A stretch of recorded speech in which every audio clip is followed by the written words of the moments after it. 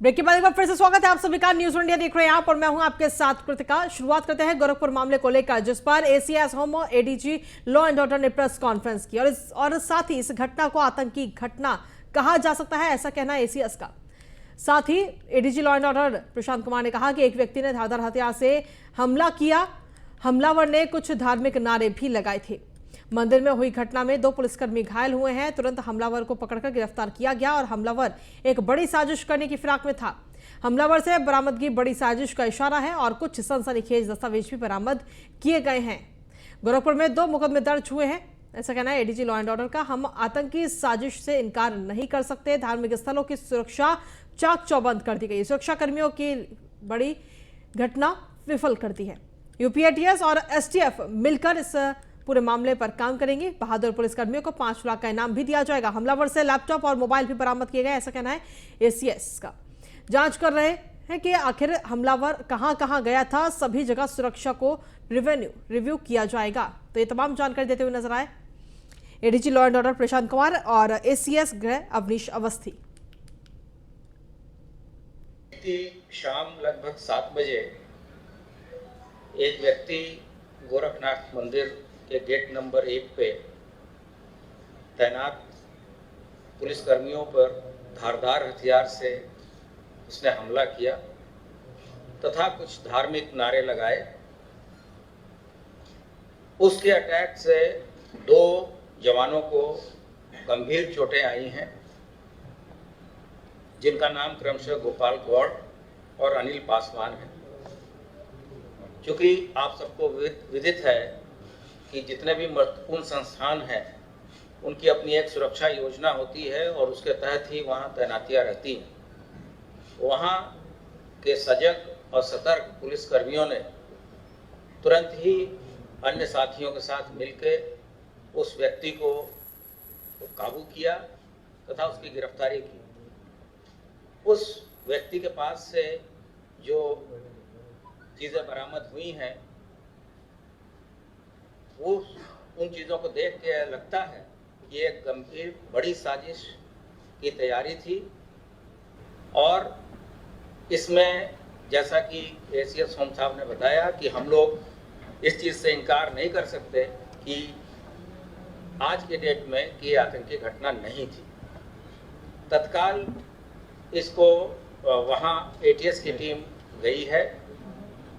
आज वहाँ ADG ATS और एडीजी एसटीएफ दोनों रवाना कर दिए गए हैं और जो शासन के मंशा है उसके बारे में एसीएस के द्वारा अलग से बताया जाएगा। लेकिन जो दस्तावेज हम लोगों को अभी तक प्राप्त हुए हैं वो काफ़ी ही सनसनीखेज हैं और विवेचना के बाद से बिना विवेचना के गुणवत्ता को इफेक्ट किए हुए जो चीज़ें आपके साथ शेयर करनी होंगी हम तत्समय बताएंगे। अभी विवेचना बहुत ही प्रारंभिक स्टेज में है। वहीं आम आदमी पार्टी के कार्यकर्ता और पदाधिकारी नोएडा अथॉरिटी पहुंचे और उनकी मांग है कि ग्रेटर नोएडा अथॉरिटी सुपरटेक्स से जुड़े अन्य कंपनियों के उन प्रोजेक्ट को एनसीएलटी से बाहर है उन्हें फौरन निरस्त करते हुए प्राधिकरण अपने कब्जे में लेकर खरीदारों को उनका हक दिलाए। साथ ही प्राधिकरण भी अपनी बकाया राशि की वसूली करे।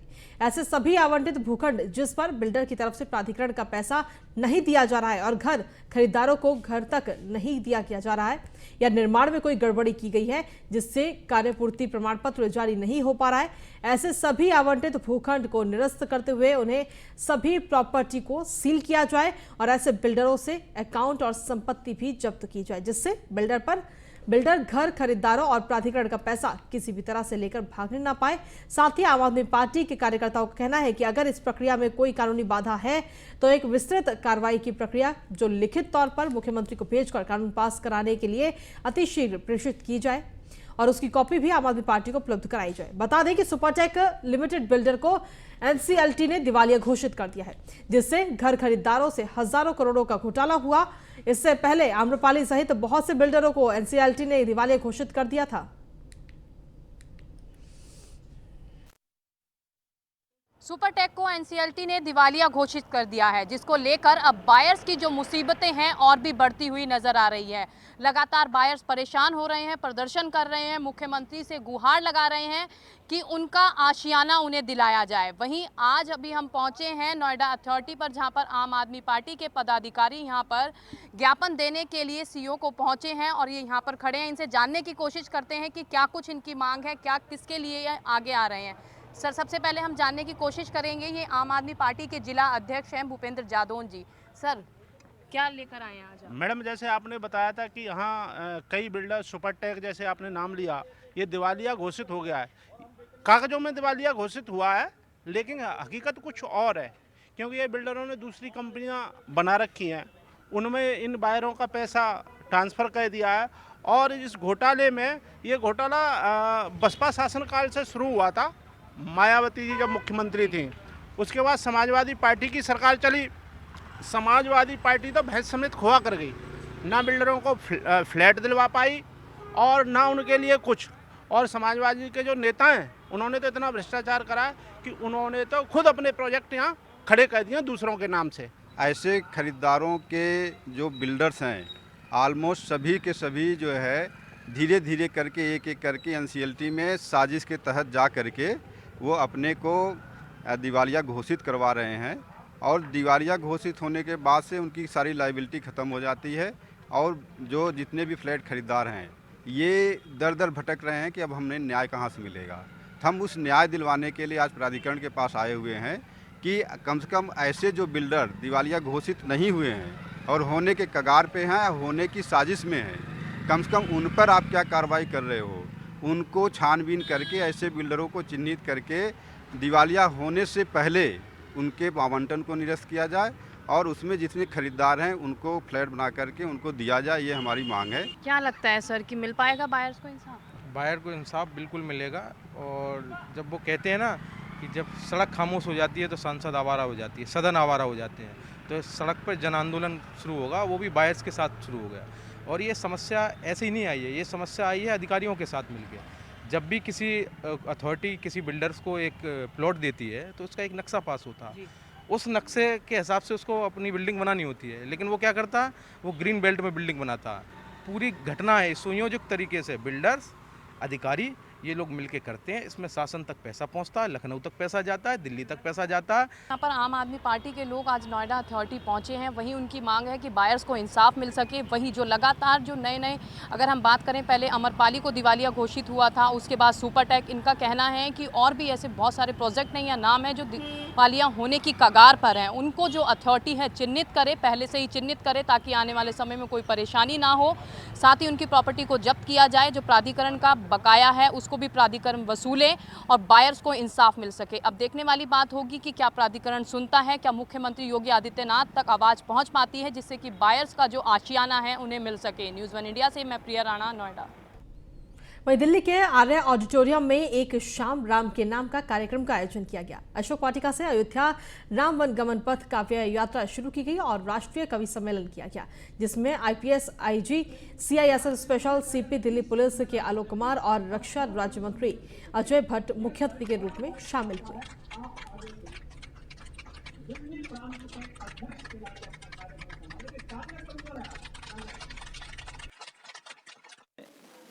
आना ही अपने आप में बहुत बड़ी बात है।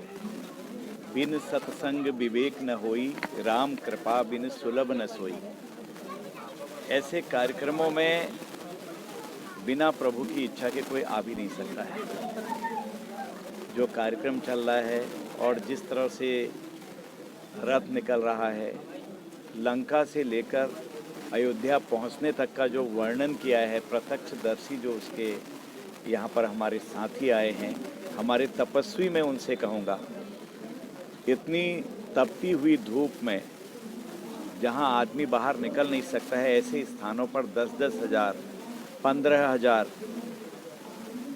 इस तरह की संख्या के बीच में जाके प्रभु के प्रति लोगों ने जो अपना समर्पण दिखाया है, ये अद्भुत है। वहीं फतेहपुर में 3 तलाक का एक मामला सामने आया है, जहां पर ससुराल वालों ने दहेज की मांग न पूरी करने पर शाहिदी के बाद महिला के साथ मारपीट कर प्रताड़ित करते थे और उसी दौरान पति ने महिला को 3 तलाक दे डाला और जिसके बाद महिला अपने मायके वापस आ गई है और अपने माता पिता के साथ रहने लगी, जिसको लेकर महिला ने थाने में 3 तलाक और दहेज प्रताड़ना का मुकदमा भी दर्ज कराया है।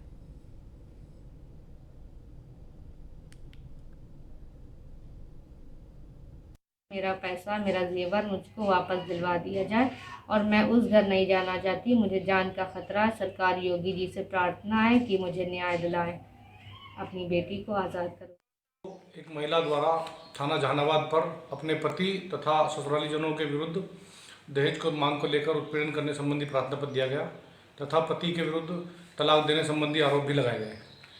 दिए गए प्रार्थना पत्र के आधार पर अभियोग पंजीकृत कर अग्रिम विधिक कार्रवाई की जा रही है।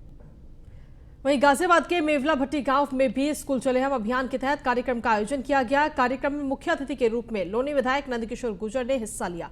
लोनी एसडीएम संतोष कुमार राय, खंड विकास अधिकारी और खंड शिक्षा अधिकारी भी इस दौरान मौजूद रहे। कार्यक्रम के दौरान स्कूली छात्र और ग्रामीण भी वीडियो कॉन्फ्रेंसिंग के जरिए सीएम योगी के भाषण को सुना। इसके बाद अधिकारियों ने छात्रों को रिजल्ट वितरित किए।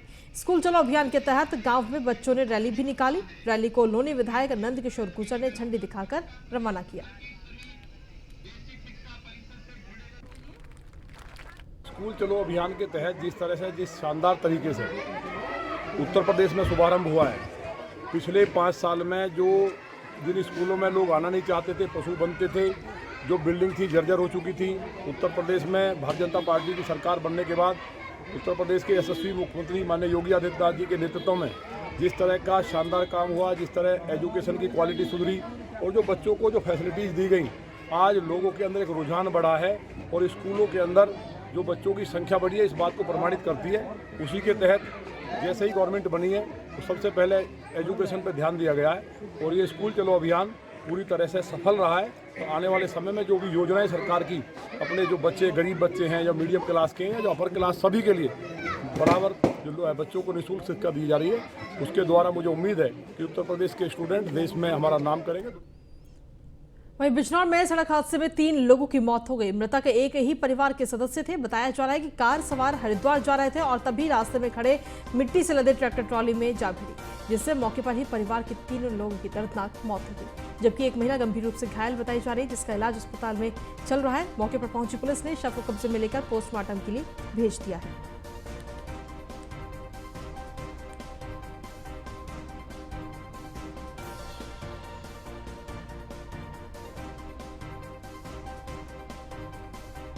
तो आपको बता दें कि बिजनौर में एक भीषण सड़क हादसा सामने आया, जहां पर इस सड़क हादसे में 3 लोगों की मौके पर ही मौत हो गई। वहीं एक महिला गंभीर रूप से घायल बताई जा रही है, जिसका अस्पताल में इलाज भी चल रहा है।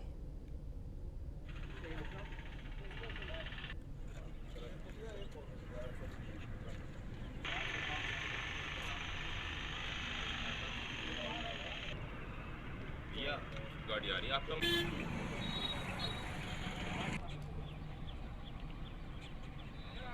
बार-बार कहना पड़ रहा है, खड़े-खड़े ऐसे तमाशा।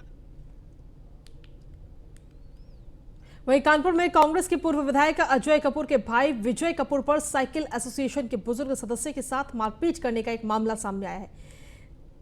दादानगर कोपोस्टेट के चेयरमैन विजय कपूर साइकिल एसोसिएशन के कार्यक्रम में शामिल होने गए थे और यहां पर चुनाव संबंधी बातचीत के दौरान मारपीट हो गई। मामले के तूल पकड़ने पर फजलगंज थाने में शिकायत भी दर्ज कराई गई है। फिलहाल पूरे मामले की जांच कर रही है।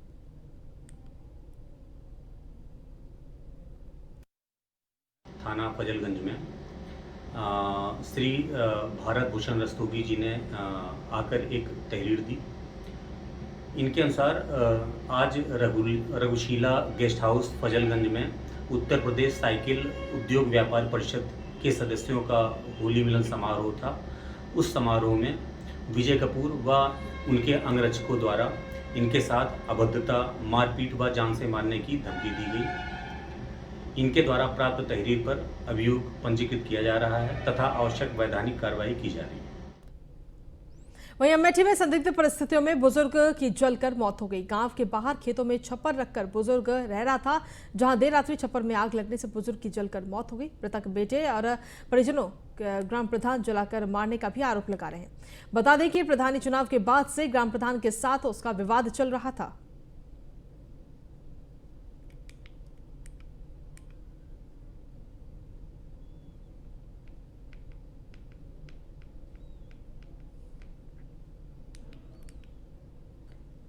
मेरठ में शांतिपूर्वक तरीके से रमजान और नवरात्रि के त्योहारों को लेकर पुलिस ने पैदल मार्च किया। साथ ही संवेदनशील इलाकों में पुलिस बल की तैनाती भी रहेगी। साथ ही लोगों से शांति व्यवस्था रखने की भी अपील की गई है।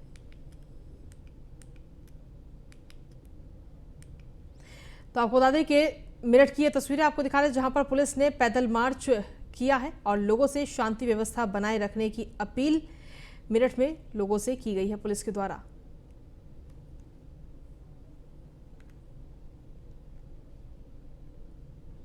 वहीं हरदोई में सुरसा बीआरसी पर बीजेपी विधायक प्रभाष कुमार ने स्कूल चलो अभियान के तहत छात्र रैली को हरी झंडी दिखाकर रवाना किया। साथ ही विद्यालय में छात्रों को पुस्तक वितरण भी किया और ये तस्वीरें भी इस वक्त आपको दिखा रहे हैं।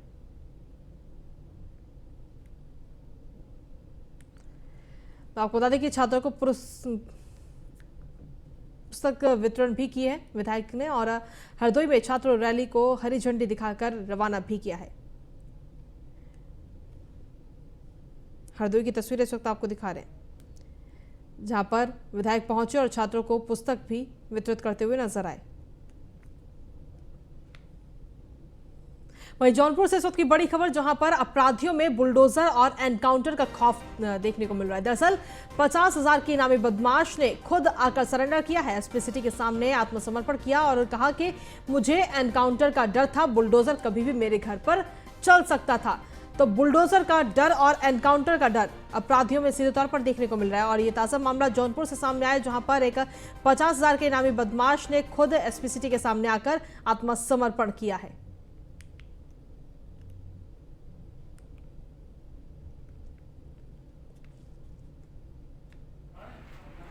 तो एसपी सिटी के सामने आकर के आत्मसमर्पण करता हुआ ये बदमाश नजर आया। 50,000 का इनाम इसके ऊपर घोषित था। कितने इनाम है? 50,000। मुकदमे कितने तुम्हारे पास? वहीं गाजियाबाद का 1 लाख का एक इनामी बदमाश को गिरफ्तार किया गया। पवन सिरौली को दिल्ली पुलिस ने गिरफ्तार किया है। लोनी पुलिस काफी समय से उसकी तलाश कर रही थी और नोएडा में भी 25,000 का इनाम उसके ऊपर घोषित था और दिल्ली पुलिस ने फिलहाल इसको गिरफ्तार कर लिया है। तो पवन सिरौली को दिल्ली पुलिस ने गिरफ्तार किया है और लोनी पुलिस उसकी लगातार तलाश कर रही थी। काफी लंबे समय से उसकी तलाश की जा रही थी। फिलहाल हाल ही में दिल्ली पुलिस ने उसको गिरफ्तार किया है। नोएडा में भी 25,000 का इनाम इस अपराधी पर घोषित था।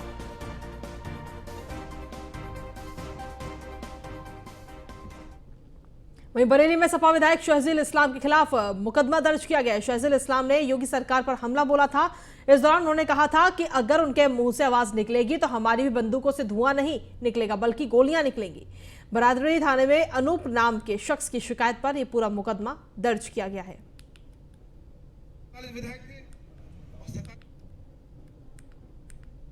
थाना बारादरी के अंतर्गत एक अनुज नाम की व्यक्ति है, उनके द्वारा एक तहरीर दी गई है जिसमें कि ये बताया गया कि एक जनप्रतिनिधि के द्वारा कुछ अपशब्द और धमकी भरे लहजे में कुछ बातें कही गई हैं। उसके आधार पे थाना बारादरी में जो तहरीर प्राप्त हुई उस पर मुकदमा पंजीकृत किया गया और धारा 504, 506, 153 आईपीसी के अंतर्गत पंजीकृत किया गया और उसमें साक्ष्यों के आधार पर निष्पक्ष कार्रवाई की जाएगी। कौन है जिन पर मुकदमा दर्ज किया गया है? कौन जनप्रतिनिधि? ये जनप्रतिनिधि हैं, समाजवादी पार्टी संबंधित हैं, ये वहाँ के विधायक हैं और उनके ऊपर ये दर्ज किया। वहीं मेरठ में इमरान कुरैशी की मीट फैक्ट्री पर बड़ी कार्रवाई की गई। फैक्ट्री में मिला मीट नष्ट किया जाएगा। कार्रवाई के लिए जेसीबी फैक्ट्री पहुंच चुकी है। परिवार सहित बसपा नेता याकूब कुरैशी इस वक्त फरार चल रहा है। पूर्व मंत्री के घर पुलिस ने नोटिस भी चस्पा किया है और बसपा के पूर्व मंत्री याकूब कुरैशी का बेटा है इमरान कुरैशी। बसपा के पूर्व मंत्री याकूब कुरैशी के बेटे इमरान कुरैशी की मीट फैक्ट्री पर पुलिस प्रशासन की तरफ से बड़ी कार्रवाई की जा रही है। फैक्ट्री से मिला हुआ मीट नष्ट किया जाएगा। कार्रवाई करने के लिए जेसीबी फैक्ट्री में पहुंच चुकी है। पुलिस के अधिकारी वहां पर मौजूद है और फैक्ट्री के अंदर बड़ा गड्ढा खोदकर मीट को उसमें नष्ट किया जाएगा। याकूब कुरैशी परिवार सहित फरार चल रहा है और पूर्व मंत्री के घर पर पुलिस ने नोटिस भी चस्पा किया है और पुलिस फिलहाल पूरे मामले की जांच लगातार जारी है।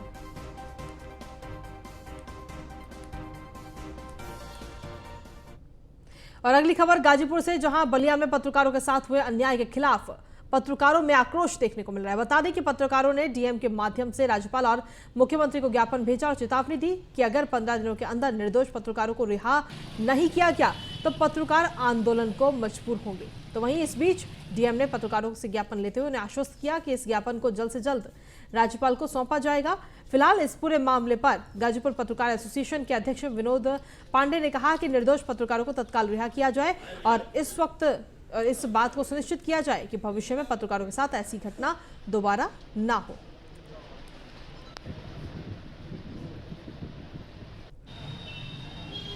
तो हमारे पत्रकार साथियों के ऊपर प्रशासन द्वारा निर्दोष पत्रकार साथियों को गलत तरीके से जेल भेजा गया है। उनकी रिहाई के संबंध में आज हम लोग जिलाधिकारी के माध्यम से मुख्यमंत्री और महामहिम राज्यपाल को पत्र दिए हैं और हम शासन से मांग करते हैं कि इसमें शासन से मांग करते हैं कि शासन जो है इसमें जांच कराकर जो भी दोषी हैं उनके ऊपर कड़ी से कड़ी कार्रवाई करें और हमारे पत्रकार साथियों पे जो भी आरोप लगाए गए हैं उनको बाइज्जत बरी किया जाए। तो आज यहाँ स्थानीय स्तर पर सम्मानित मीडिया के साथियों ने जनपद बलिया में बेगुनाह पत्रकारों को जेल भेजे जाने के संदर्भ में एक महामहिम राज्यपाल महोदया को संबोधित ज्ञापन दिया है। हम इस ज्ञापन को महामहिम के कार्यालय में आज ही प्रेषित कर देंगे। वहीं स्कूल चलो अभियान 2022-23 की शुरुआत आज सिद्धार्थनगर जिले के जोगिया बीआरसी से हुई। इस कार्यक्रम में बतौर मुख्य अतिथि सांसद जगदम्बिका पाल ने शिरकत की। बीआरसी पर आयोजित इस कार्यक्रम में बच्चों, अभिभावकों और समस्त स्टाफ को मुख्यमंत्री योगी आदित्यनाथ के श्रावस्ती जिले से इस कार्यक्रम का सजीव प्रसारण भी दिखाया गया। इस मौके पर जिले के विभिन्न सरकारी स्कूल के ब्लॉक स्तर पर टॉप करने वाले बच्चियों को पुरस्कृत भी किया गया। इस दौरान स्कूल चलो अभियान के कार्यक्रम को संबोधित करते हुए जगदम्बिका पाल ने कहा कि प्रदेश की योगी सरकार अपने पिछले कार्यकाल में शिक्षा को लेकर बहुत जागरूक थी। इस कार्यकाल में भी बच्चों की शिक्षा सरकार की प्राथमिकता है। उन्होंने कहा कि सपा और अन्य गैर बीजेपी सरकारों ने शिक्षा को गर्क में डाल दिया था, लेकिन इस सरकार ने स्कूलों का कायाकल्प किया है, शिक्षा का स्तर सुधारा है, जिस पर व्यापक परिणाम देखने को मिल रहा है। जगदम्बिका पाल ने उपस्थित लोगों को आश्वासन दिया कि योगी मोदी की सरकार शिक्षा को लेकर उत्तर प्रदेश को नंबर 1 प्रदेश बनाने को लेकर संकल्पित है। इसलिए उपयोगी हैं कि प्रदेश के मुख्यमंत्री ने जो आज स्कूल चलो अभियान का शुभारंभ श्रावस्ती से किया है, वो पूरे प्रदेश के लिए इस संकल्प के साथ अभियान शुरू हुआ है कि आज कोई भी 3 बरस से बच्चा जो हो गया वो 5 बरस तक प्ले ग्राउंड में एक तरह से आंगनबाड़ी केंद्र पे जाए और 5 साल से कोई एक बच्चा भी न छूटने पाए कि अभिभावक की अज्ञानता से, गरीबी से या किसी कारणों से एक बच्चा न छूटने पाए। आज के इस अभियान का संकल्प ये है। और खबरों का सिलसिला न्यूज़ इंडिया पर यूं ही लगातार जारी है। फिलहाल मेरे साथ इस बुलेटिन में इतना ही। नमस्कार।